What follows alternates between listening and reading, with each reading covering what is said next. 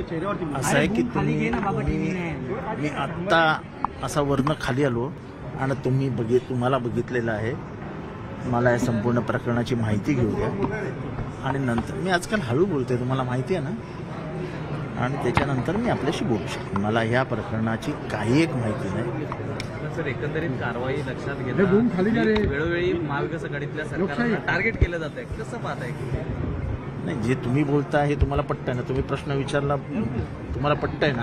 आमचं नाही, पण आम्हाला तुमचं मत हवंय सर. महाविकास आघाडीच्या नेत्यांवर ईडी किंवा केंद्रीय यंत्रणांचा परत एकदा फार वाढताना दिसतोय का, आणि त्याचा मागचा उद्देश काय आहे? असं आहे की सरकार अस्थिर करण्याचा जो प्रयत्न आहे तो अशा माध्यमातून करणं हे थोडंसं सुडाचं, द्वेषाचं, असूयेचं राजकारण आहे. विरोधी पक्ष म्हणून सरकार सत्ताधाऱ्यांना अस्थिर करणं हा त्यांचा धर्म आहे, हे त्यांचं काम आहे, त्याच्यात काही गैर नाही. पण अशा पद्धतीने करणं हे मात्र चुकीचं आहे असं माझं मत आहे. तुम्हाला मुख्यमंत्र्यांच्या नातेवाईकांकडे आता ही रेड झाल्यामुळे सरकारला धोका निर्माण झाली अशी एक चर्चा विरोधकांकडून सुरू झाली. असं मी एक गोष्ट तुम्हाला सांगतो की तुम्ही आम्हाला जेवढे डिवचाल तेवढे आम्ही जास्त जवळ येऊ. तुम्ही आम्हाला डिवचाल म्हणून आम्ही कोसळून पडू असं शक्य नसतं. हा जगाचा नियम आहे की तुम्ही मुंगीच्या वारुळाला असा टिचकी मारून बघा, पटकन सगळ्या मुंगळ्या जवळ. त्याच्यामुळे हा सिंड्रम असतो. आता त्यांची ही मानसिकता असेल की असं करून घरात घुसून आपण सरकार पाडू, तर महाराष्ट्राच्या जनतेला हे सगळं उघड्या डोळ्यांनी दिसतं ना काय चालू आहे. महाराष्ट्राची जनता एवढी दूधखुळी आणि आंधळी तर नाहीये. त्यांना दिसतंय काय सुडाचं रासूयेचं राजकारण चालू आहे, त्यांना दिसतंय. आता पाहुणे जर सगळ्यांच्याच घरी राहायला लागले तर महाविकास आघाडीतर्फे आता सगळ्यांच्या घरी पोहे, चिवडा, शेव याची सोय करून ठेवली पाहिजे. पण कुठेतरी एक्सपोज करण्याचं काम सुरू झालं असं तुम्हाला वाटत नाही? काय असं आहे की राऊत झाले, प्रताप सरनाईक झाले, अडसूळ झाले, रवींद्र वायकर झाले, अनिल परब झाले, अनिल देशमुख झाले, नवाब मलिक झाले, एक मोहरा किंवा एक नेत्याला एक्सपोज करण्याचा प्रयत्न होता असं तुम्हाला नाही वाटत? काय एक्सपोज केलं तुम्ही? काय एक्सपोज केलं? अनिल देशमुखांच्या घरी 90 धाडी पडल्या. किती? 90. काय काय काय घोटाळा मिळाला तुम्हाला? असं आहे की लोकशाहीमध्ये एखादा कायदा असा करायचा की ज्या कायद्यामध्ये जामीनच होत नाही आणि त्याची भीती घालायची, हाच मुळात लोकशाहीचा मुडदा पाडणे. डॉक्टर बाबासाहेब आंबेडकर यांच्या संविधानामध्ये त्यांनी सांगितलं होतं की प्रत्येकाला बेल हा मिळालाच पाहिजे, until unless proven guilty he is not guilty. पण तुम्ही यू आर प्रूव्ड गिल्टी म्हणून टाकून देताय त्या कायद्याच्या अन्वये. आणि जस्टिस नरिमन यांनी या कायद्यामध्ये थोडेसे बदल सुचवलेले होते की असं करू नका, कुणाला जामीन नाकार हे कायद्याचं म्हणजे कायद्याचंच गळा घोटणं आहे. तर ते नरिमनचं जजमेंट पण बदलण्यात आलं. म्हणजे आता जवळजवळ 200 जणांची ह्याच्या विरोधातली याचिका सुप्रीम कोर्टात चालू आहे.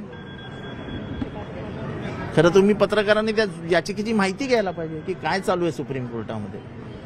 पण मला वाटतं की एकंदरीतच हे सगळं महाराष्ट्राच्या जनतेला, महाराष्ट्राची जनता उघड्या डोळ्यांनी बघते. त्यांना त्याच्यातलं खरं काय, बरं काय, का करतायत हे सगळं महाराष्ट्राच्या सुज्ञ जनतेला समजतं. पण यातली जी कारवाई केलेली आहे त्या कंपनीमध्ये स्वतः रश्मी ठाकरे एक डायरेक्टर असल्याचं समोर उघड होताना दिसतंय. एक प्रॉपर्टी 6.5 कोटीची अजून नवीन प्रकरणं, म्हणजे थेट मुख्यमंत्र्यांच्या पत्नी सुद्धा कुठेतरी याच्यामध्ये सहभागी, त्यांची कंपनी. असं आहे की ती धाड कोणी टाकली आहे? आता त्याच्यात काय त्यांच्याकडे आहे, मनी लॉन्ड्रिंग काय आहे हे मला तर काय माहित नाही. पण एकंदरीतच हे जे सुडाचं राजकारण आहे हे महाराष्ट्राने कधीही बघितलं नाही, कधीही नाही. मी आज जाहीरपणाने सांगतो. की माननीय प्रमोद महाजन यांचा फॉर्म भरताना राज्यसभाचा ते एकदा चुकले होते. त्यांनी ती येऊन गोष्ट पवार साहेबांना सांगितली कॉन्फिडेन्शियली की साहेब अशी चूक झाली आहे.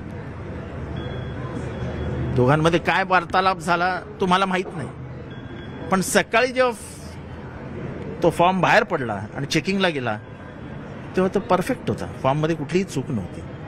ही महाराष्ट्राची राजकीय संस्कृती आहे.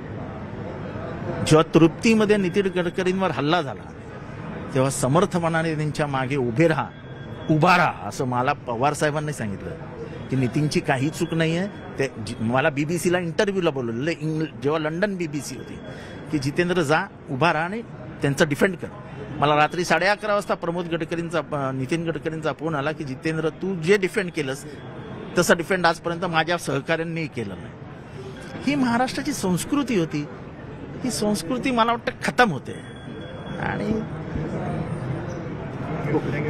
महाविकास आघाडीकडनं पण जसं तसं उत्तर दिलं जाईल. ओके. मला महात्मा गांधींचं एक विधान आठवतं आणि ते तुम्ही सगळ्यांनी दाखवा. An eye for an eye, an eye for an eye will make the whole world blind. त्यांनी केलं, मी केलं, मी केलं, त्यांनी केलं, त्यांनी केलं, मी केलं, सगळ्यांचा अंत होईल याच्यात. तेव्हा हे जे चाललंय ते उघड्या डोळ्यांनी बघायचं. आपली बायका मुलं अडकणार नाहीत याची काळजी घ्यायची किंवा त्यांना कुठेतरी लांब पाठवून द्यायचं आणि महाराष्ट्रात राजकारण करायचं. असे दिवस आता महाराष्ट्रात आले. थँक्यू.